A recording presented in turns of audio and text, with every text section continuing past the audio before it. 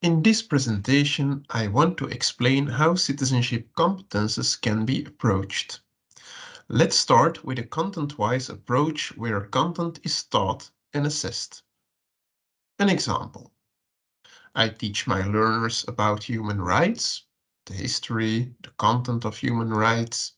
This knowledge can be assessed by a test. This test can be remedied and/or graded. Learning in this example is approached as an acquisition of knowledge. It is also possible to follow this approach for skills like critical thinking or attitudes like respect or empathy. This approach, however, doesn't meet the conditions of active citizenship education that we've explained before.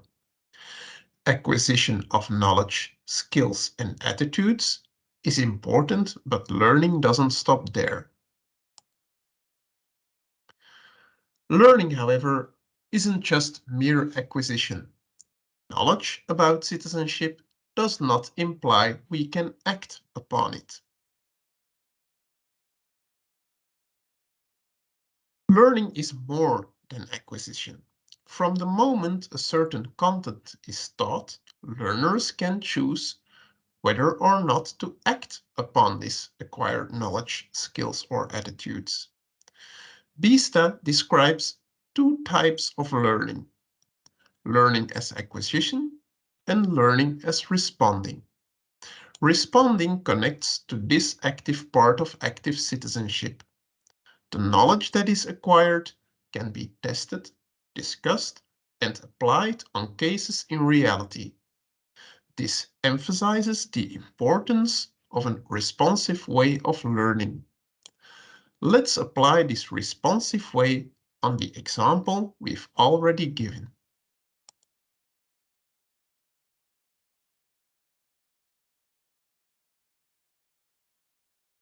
We can teach about human rights. The learning process, however, doesn't stop there.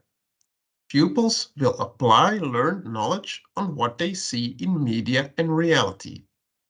Pupils can have, for instance, a research project on how human rights are represented in their own environment. They can search for flaws where people's human rights aren't met. An example, asylum applicants who don't get food or shelter. Because learning as responding focuses on interaction with the environment and society, growth and continuous assessment or dialogue is necessary. This leads to several challenges, like how to organize and assess learning as responding. I will zoom in on the assessment part, because responses can differ a lot and meet learning objectives or expectations in various ways. Assessment in a formative way can offer inspiration to get a grasp on the growth of students. This is possible when we look at formative assessment. The scope of the ALiCE project, Assessment for Learning in Citizenship Education, connects to these two types of learning and focuses on formative assessment. The feedback cycle represents this formative part. It meets learning in a responsive way. When we go through this cycle several times, assessment is approached in a formative way.